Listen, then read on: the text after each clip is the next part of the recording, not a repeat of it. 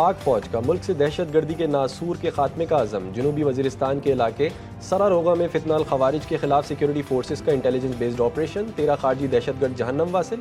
ISPR کے مطابق ہلاک خارجی سیکیورٹی فورسز پر حملوں اور شہریوں کے قتل میں ملوث تھے۔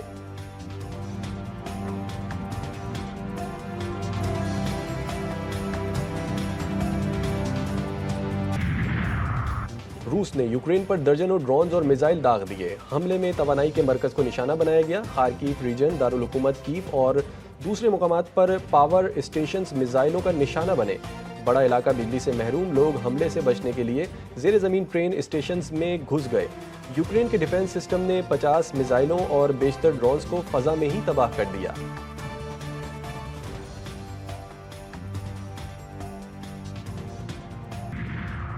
پاک افغان عہدیداروں میں اعلیٰ سطح پر رابطہ، نمائندہ خصوصی محمد صادق کا اہم دورہ افغانستان۔ کابل میں افغان وزیر داخلہ سراج الدین حقانی اور امیر متقی سے ملاقاتیں۔ پاکستان کے خلاف افغان سرزمین دہشت گردی کے استعمال پر تشویش، انتہائی مطلوب دہشت گرد کمانڈرز کی حوالگی کا مطالبہ۔ دونوں ملکوں میں دہشت گرد ٹھکانوں اور سرگرمیوں کی معلومات کے تبادلے پر اتفاق۔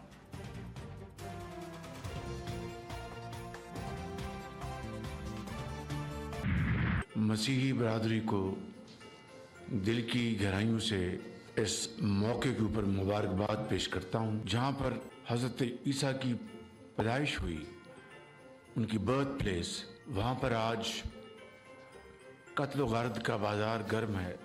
ہزاروں فلسطینیوں کو شہید کیا جا چکا ہے۔ دنیا میں ہم سب کو امن، ترقی اور خوشحالی کے لیے مل کر کام کرنا ہے۔ تحمل اور برداشت سے کام لیں۔ ہمیں معاشرے میں تفریق کو ختم، اقلیتوں کے حقوق کا خیال رکھنا چاہیے۔ وزیر اعظم شہباز شریف کہتے ہیں حضرت عیسیٰ علیہ السلام کی جائے پیدائش پر آج قتل کا بازار گرم ہے۔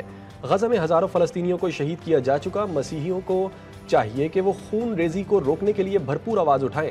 وزیر اعظم کی دنیا بھر کے مسیحی برادری کو کرسمس کی مبارکباد۔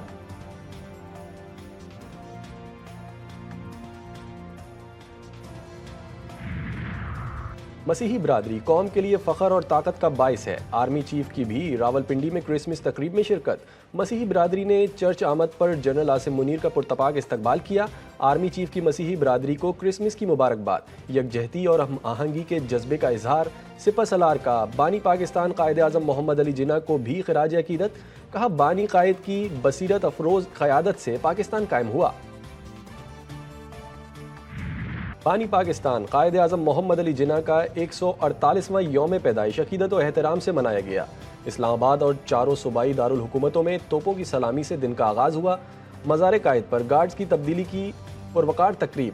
پاکستان ملٹری اکیڈمی کاکول کے دستے نے فرائض سنبھال لیے۔ پاک فوج کی جانب سے پھولوں کی چادر چڑھائی گئی۔ Corps commander Karachi lieutenant general Babar Iftikhar کی بھی مزار پر حاضری۔ گورنر وزیر اعلیٰ سندھ کی نے بھی فاتحہ خوانی کی۔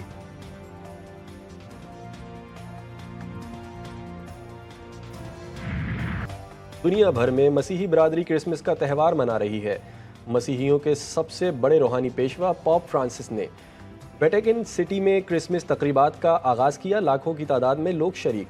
پوپ فرانسس کی اپنے خطاب میں غزہ میں انتہائی سنگین انسانی صورتحال کی مذمت، اسیروں کی رہائی اور غزہ میں جنگ بندی کی اپیل۔ کہا اب بندوقوں کو خاموش ہو جانا چاہیے۔ فرانس کا نوترے ڈیم چرچ بھی تقریبات کے لیے کھول دیا گیا۔ ہزاروں کی تعداد میں لوگوں کی آمد۔ برطانیہ، امریکہ، بحرین، بغداد، ترکیہ، حلب، دمشق میں بھی امن و سلامتی اور خیر خواہی کی دعائیں کی گئیں۔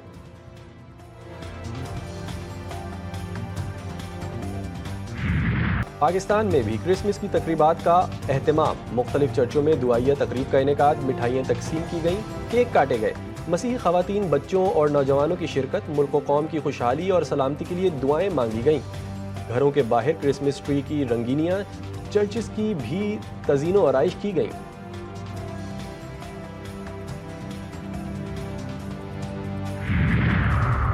وفاقی حکومت کا مدارس رجسٹریشن سے متعلق صدارتی آرڈیننس لانے کا فیصلہ۔ صدر مملکت مدارس کی رجسٹریشن کا آرڈیننس جاری کریں گے۔